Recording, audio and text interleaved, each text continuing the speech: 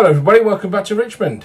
So in today's video we are turning these into a control panel. So we have down here a clip frame which is minus its innards, and into that clip frame will be going this piece here, and that'll have the panel details on it. It'll also be painted, and over here we've already started making the control panel. We've cut some pieces and we've started to assemble the beginnings of the panel, which will sit behind you, behind the camera, on the little desk part, which is the lower bit of the baseboard.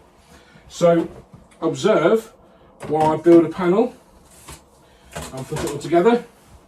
I'm not going to bore you by doing it at normal speed, so we'll do it time lapse so you can see me doing it, and hopefully by the end we can explain how we built it and what we used, and let's get cracking.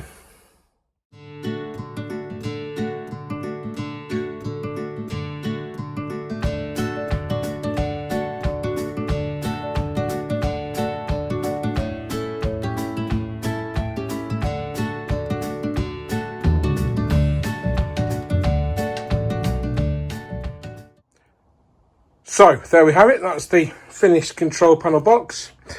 This will have the panel on it itself, and then inside the space for various electrical items, diode matrix, switchgear distribution boards, etc. And yeah, it shows my carpentry skills aren't amazing. As you can tell, there's some rough bits and there's some splinters and stuff. I'm going to paint it at some point, but it does show that anyone with basic carpentry skills can build something like this.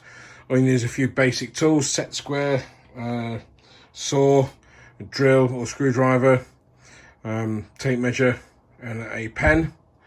And I also used a circular saw to cut everything out, which are readily available from most DIY places. And yeah, so it's a piece of cake. It must have cost me less than £20 to make this. It's going to cost me a lot more in wire and switches and buttons and stuff, but that's it for now. So yeah, I hope you like what you see, and you build one of your own. So here we are with the control panel assembled. No switchgear or anything or electrics put in it yet, but this is basically how it's going to look. So down the bottom here we've got a signal box style lever frame, and so it'll be push buttons for normal and reverse of the points, as denoted by the panel.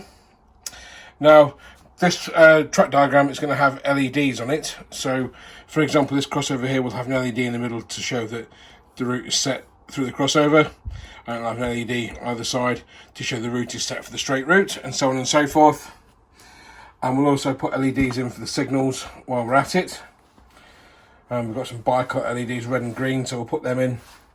And down here, so it's like a mock lever frame, so we've got a button for normal, button for reverse. And red is for signals, black is for points, I think. Yeah, that sounds about right. So the signals, there'll be one button, there'll be a switch, sorry, on toggle switch.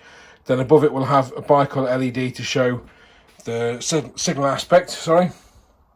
And then down here we've got points that aren't shown on the diagram, or aren't numbered on the diagram. So here you have this point here for the down sidings, and that point there for the down sidings. They are their down sidings points, which is that one. Carriage sidings points, which is that one.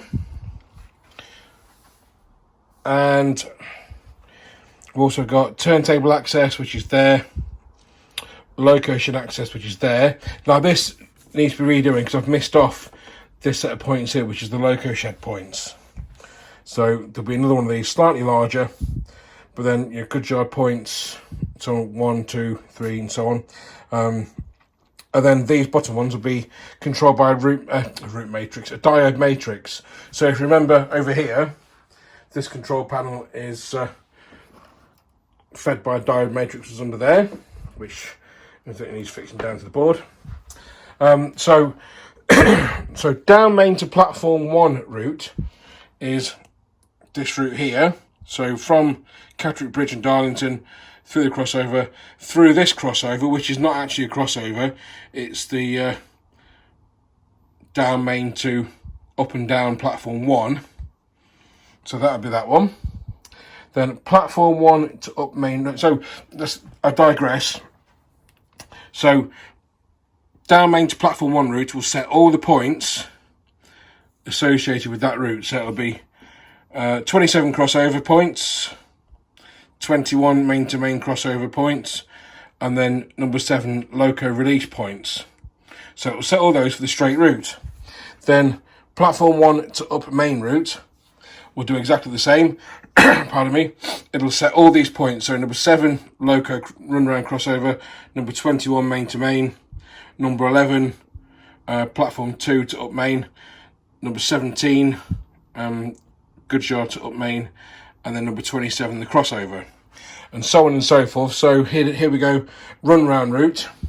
So when the locos run round, it will set those points, all of these straight, those back to normal, and probably those as well, because some trains are longer than the platform or longer than the run round loop. Then platform 2 to up main route, which will be platform 2 to up main, so it sets points 11 and 11A. Sorry, just there. 17, 17A, 27, 27A. So platform 2 / loop to up main. So that'll be from platform 2, or the passenger dock as it's shown here, through the loop, the goods loop. And that will set 11 to normal, 16 to normal, 17 to reverse, and 27 to normal. And we'll set routes that way. So there's only going to be a handful of routes to be set just on the main lines, otherwise it takes most of the fun out of setting the routes by hand. But that's it for now. So I hope you like this, and this is this week's project. We're going to get this board here painted. We'll probably have to cut this out again because I made a mistake when I was cutting it, which is a bit of a shame. And we'll replace this one as well. So there you go. I hope you've enjoyed seeing me assemble my control panel, and hopefully we'll get a further update later in the week showing the control panel all wired up, and hopefully I can get some points wired and working. Bye for now.